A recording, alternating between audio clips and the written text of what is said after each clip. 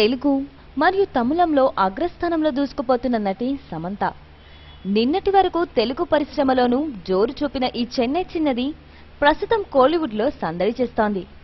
మిగతా హీరోయిన్స్లా కాకుండా సమంత ఎప్పుడూ ఫేస్బుక్, ట్విట్టర్స్ వంటి సోషల్ నెట్వర్కింగ్ సైట్స్లో తన ఫ్యాన్స్తో బిజీగా ఉంటూ మోడ్రన్ హీరోయిన్ అని అనిపించుకుంటోంది.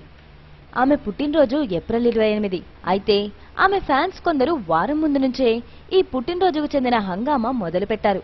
ఆమెకు బహుమతులు పంపటంతో బిజీ అయిపోయారు. అలాంటి ఓ వీరాభిమాని స్రవంతి ఆమెకు పంపిన గిఫ్ట్ చూసి సమంత కన్నీటి పర్యమైంది. ఆ విషయం ఆమె స్వయంగా తెలియజేసింది. ఇంతకీ సమంతని అంత ఎమోషనల్ చేసిన ఆ అరుదైన బహుమతి ఏమిటంటే ఓ పుస్తకం.